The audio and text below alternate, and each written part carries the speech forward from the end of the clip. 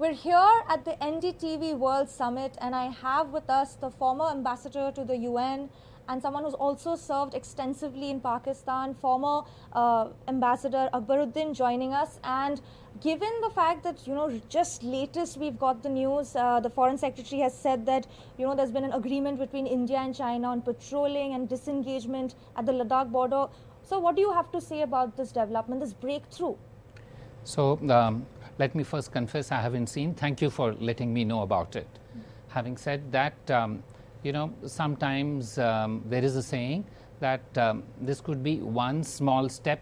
When Neil Armstrong went there, he said one small step for man and a large step for mankind. So one small step for diplomacy, but a large step for 2 billion people on this world, because India and China are two unique countries, more than 1 billion plus each, one a democracy, another form of government.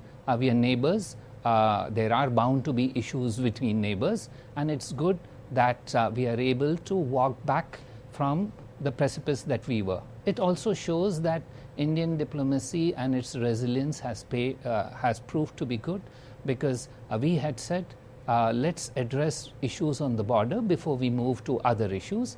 And if this is a step that has been taken in direction, it's something that we all should welcome. Thank you so much, Ambassador. I think, interestingly, in the last month or so, there's been quite a few developments when it comes to India's diplomatic efforts. We also saw Foreign Minister Jaishankar going to Pakistan, the first foreign minister or first union minister to go to Pakistan in almost, I think, 9-10 years, a decade.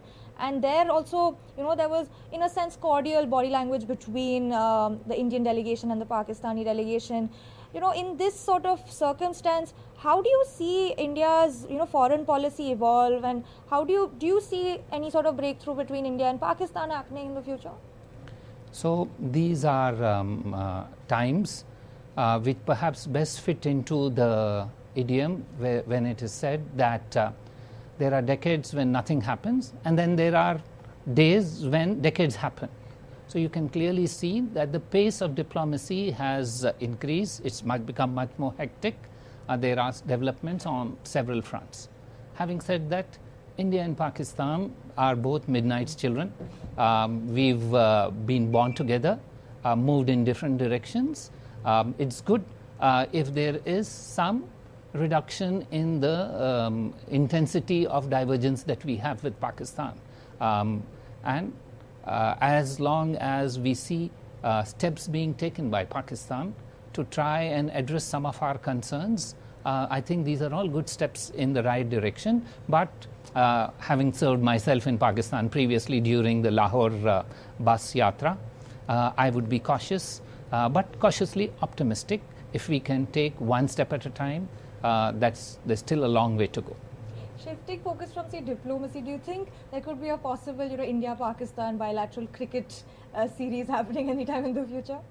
So, cricket is a national passion for all of us. Yeah. And it's something that affects all of us as Indians much more than diplomacy would ever affect.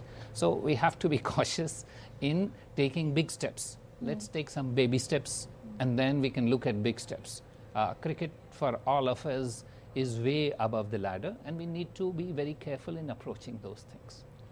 Right. Looking at your time also serving, as the permanent representative to the United Nations, at a time right now when a lot of, global South countries, especially India as a leading voice of the global South, have been pushing for UNSC reform, how crucial do you think having a permanent seat in the UNSC will be for India's, the India future, that the India century that we've been, discussing at the World Summit today?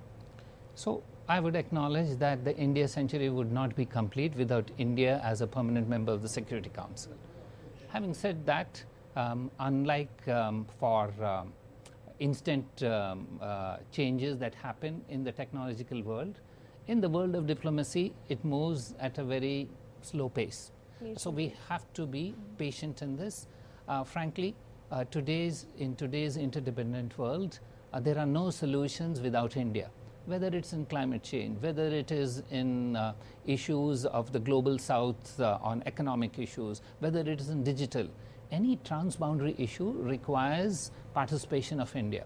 So if that is so, India will inevitably find its place on the global table. When is the only challenge? And right now, I don't think there are challenges for India per se to be on the global high table. The challenges are, how should the high table look at?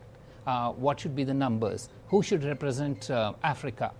Should there be a veto or not? So there are a host of other issues which are impeding this. As regards India, India is sui generis. It's a unique power, and its place willy-nilly will happen. We just have to be patient. It took us more than 100 years after the British established the direct rule to gain independence.